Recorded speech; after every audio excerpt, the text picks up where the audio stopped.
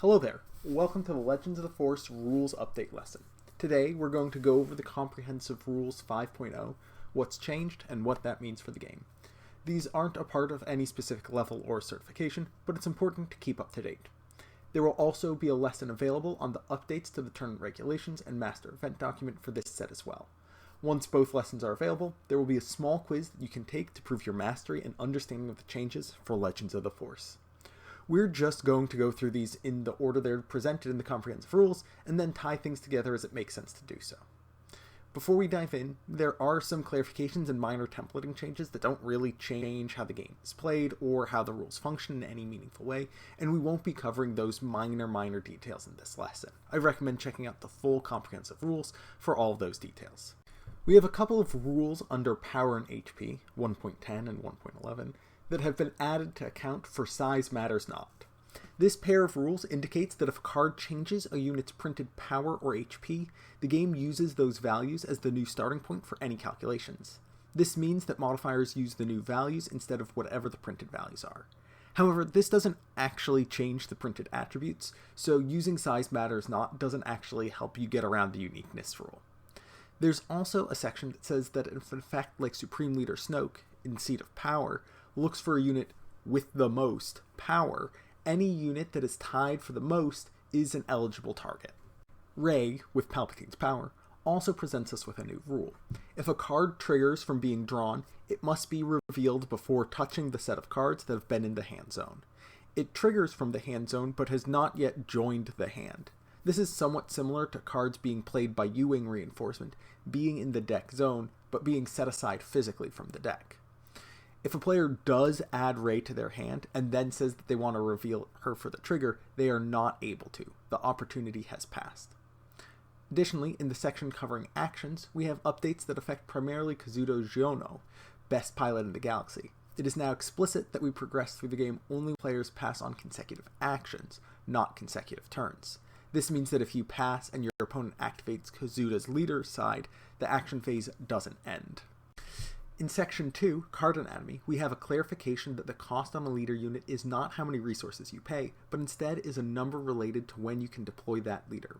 However, not all leaders require that many resources to deploy, Avar Kriss, Marshal of Starlight, being the notable new example. There's also some new language regarding visual reminders, such as the split text box of pilots or the watermark for force units. There's a lot going on under Card Types Section 3, especially under upgrades, but it's all mostly formalization of previously expressed rules regarding pilots. Upgrades can only be played or moved onto units that meet their attachment restrictions. The inherent restrictions of pilots stay with them, even if they're moved to another unit. We also get some language refining tokens to make space for Force tokens, which have a subtype of Force. The Force token has no traits and is created in a player's base zone. This means that even if a card like Padawan Starfighter said, while you control a Force card instead of Force unit or upgrade, it wouldn't be active, because that is looking for traits. A Force token is also not an upgrade, although players may frequently treat it like one. A player can't also control more than one Force token. If they're instructed to create one, but already control a Force token, they ignore that part of the instruction and continue to resolve the ability as normal. In Section 7, Abilities and Effects, we get some refinement of the language regarding soft passing, or using effects that don't change the game state. Effects that have a limited number of uses, even if their activation and resolution don't otherwise change the game state, are considered to have changed the game state. Mystic Monastery from Legends of the Force has a per game limit, and Magna Guard Wing Leader has a per round limit. This is a previously mentioned clarification. There's also explicit language that says that keywords resolve like, but are not shorthand for other abilities. For example, bounties are not when defeated abilities, although they resolve in the same time frame. Ambush shielded are not when played abilities, and Saboteur and Restore are not on attack abilities. Furthermore, we get a minor clarification that indicates if a player is instructed to play a non-unit card, they may play a pilot as an upgrade because it is considered a non-unit when played in that way.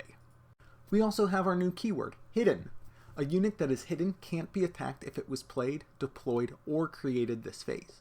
A unit that has Hidden, if it's put into play, for example, being rescued from captured, does not get a new layer of protection. If the hidden unit also has Sentinel, it can still be attacked, as abilities can't prevent units with Sentinel from being attacked. Finally, at the tail end of this section, we have explicit rules laying out that multiple replacement effects can't apply to the same thing. In particular, you can't use multiple alternate costs, such as Bamboozle, Piloting, or Smuggle. There's some clarifications on a few elements of Section 8 additional rules. If you do clauses only apply to the sentences that they're in.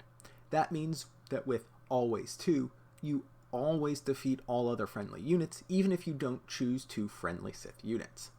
There's also clarification that last known information is only for reference, but abilities that were on the card while it was in play are not active.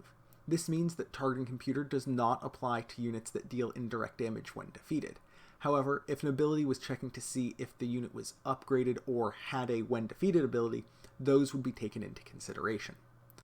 Section 8 is also where the Force is explained to us, and no reference to midichlorians in the CR yet. As mentioned above, the Force token is created in the base zone, and a player cannot have more than one.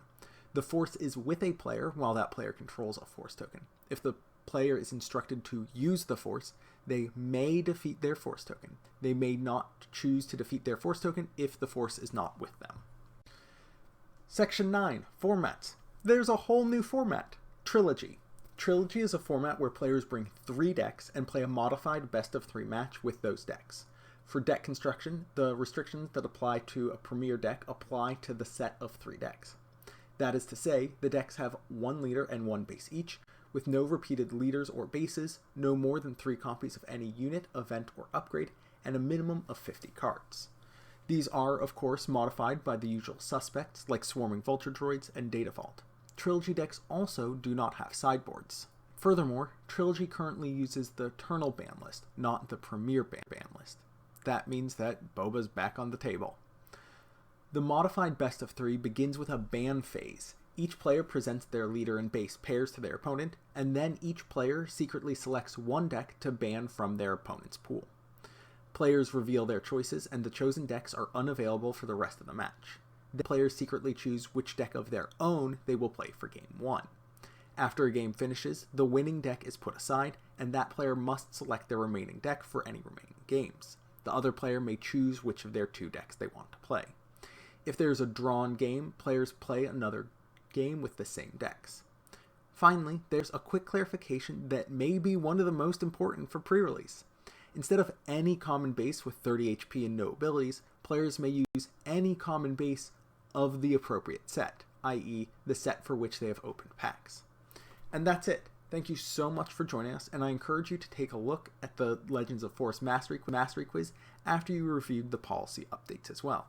This quiz is not required, but it's a good way to make sure that you're up to date with the new rules and mechanics. You can find more details about Mastery quizzes on nexus.cascadegames.com/lesson/mastery. Until next time, as always, good luck and have fun.